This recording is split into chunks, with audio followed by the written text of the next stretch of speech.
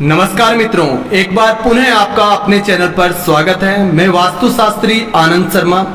आज हम डिस्कस करेंगे ग्रामीण क्षेत्र में अगर आप अपने घर का निर्माण करवाना चाहते हैं, आपके पास पर्याप्त भूमि है, उसमें आप वास्तु अनुरूप सुंदर प्यारा सा घर बनाना चाहते हैं तो कैसे बना सकते हैं।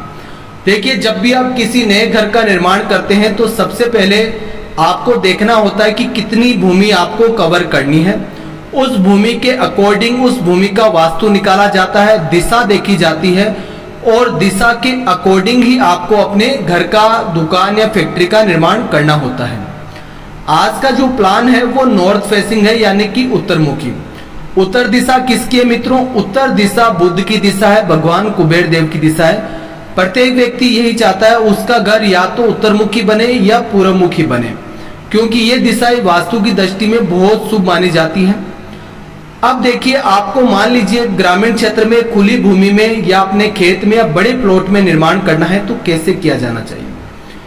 सबसे पहले देखिए, जिस घर में क्रॉस वेंटिलेशन होता है, नेचुरल लाइट और जो आपकी एयर है, हवा नेचुरल आराम से आपके घर में फ्लो होती है, तो वो घर बहुत अच्छा माना जाता है। सबसे पहले जब भी आप घर का निर्माण करें तो यहां से लेकर यहां तक हमने एरिया कवर किया है 37 फीट, इधर से लेकर यहाँ तक 37 फीट कवर किया है, 35 फीट हमने ऐसे कवर किया है और ऐसे 35 फीट कवर किया है। बाहर की तरफ हमने बरामदा रखा है जहां पर आपकी कार पार्किंग के लिए पोर्च एरिया बन सकता है। जब भी आप नए घर का निर्माण करें तो आप इस तरह से अपना कार का पोर्च वगैरह बना सकते हैं, ठीक है। और घर का जो आगे का एलिवेशन लुक है वो भी बहुत शानदार लगेगा। अगर आप गाड़ी के लिए पोर्च नहीं बनाना चाहते तो आप बैठने के लिए बरामदा बना सकते हैं। ग्रामीण क्षेत्र में आपने देखा होगा और जिनके पास पर्याप्त भूमि होती है उसमें आपने देखा होगा आगे 2 पिलर खड़े करते हैं और बाहर बैठने का बहुत अच्छा सिट आउट बरामदा बनाते हैं, जो बहुत अच्छा लुक देता है और वास्तु की दृष्टि से उत्तर दिशा बढ़ी हुई बहुत शुभ मानी जाती है। अब देखिए, जो मुख्य द्वार होगा वो हमेशा वास्तु के अकॉर्डिंग रखना है, जैसा कि हमने यहाँ पर दिया है। ये आपका मेन डोर होगा।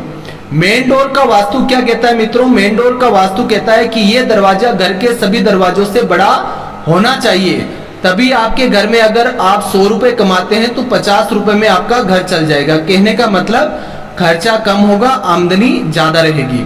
उसके बाद में देखिए, अंदर प्रवेश करेंगे, यहाँ पर आपके बैठने के लिए ड्राइंग एरिया बना हुआ है, जिसको हम अपने जो भी गेस्ट आते हैं उनके बैठने का स्थान मानते हैं, जिसको बैठक कहते हैं, वो आपकी यहाँ पर बन जाएगी।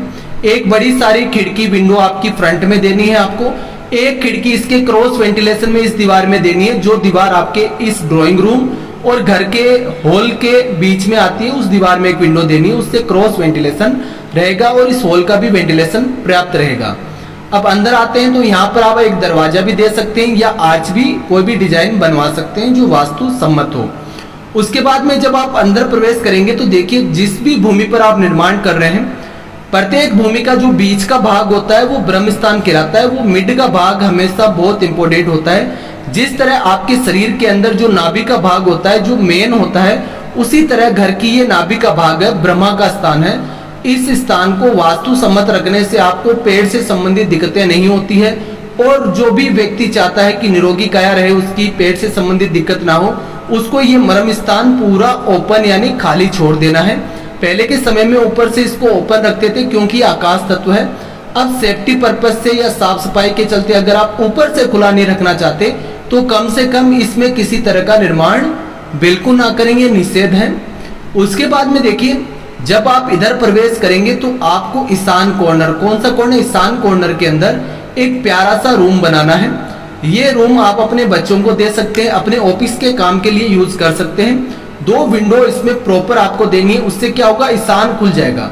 जिन घरों के अंदर ईशान नहीं खुला हुआ होता है या ईशान आप खोल ही नहीं सकते, वैसे घर वास्तु कहता है वैसे घर आपको त्याग देने चाहिए।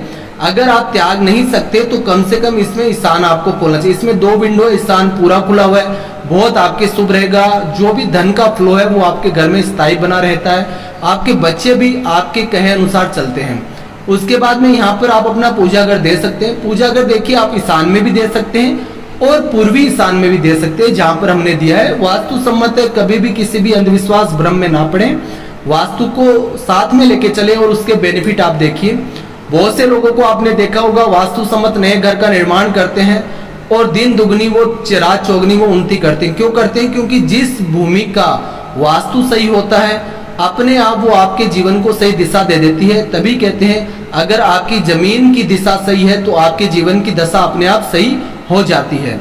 तो यहाँ पर आपका पूजा घर है, इधर प्रवेश करेंगे तो ये कौन सा कॉर्नर मित्रों? अग्नि कॉर्नर। किसका स्थान कहलाता है? ये शुक्रदेव का स्थान कहलाता है। यहाँ पर हमने किचन दिया है। अब इस किचन को हमने ओपन रखा है। काफी लोगों के कमेंट आए हुए थे, सर आजकल नया ट्रेंड है कि ओपन किचन, उस हिसाब से कोई प्लान सजेस्ट कीजिए। तो देखिए ये ओपन किचन है।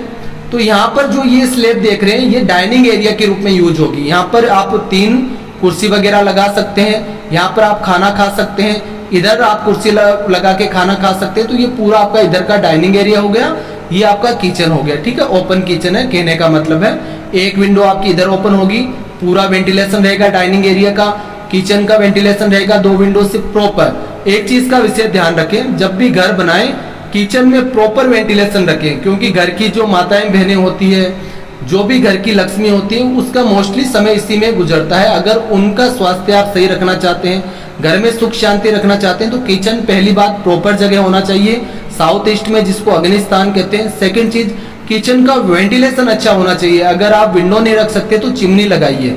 वेंटिलेशन अच्छा होना साउथ ईस्ट कॉर्नर का बहुत जरूरी है। उसके बाद में क्लॉकवाइज सीढ़ियां दी गई है, प्रॉपर वास्तु अकॉर्डिंग है। साउथ में आपकी सीढ़ियां आ रही है, दक्षिण दिशा मंगल की दिशा होती है, बाहरी रहना बहुत ज्यादा शुभ माना गया है।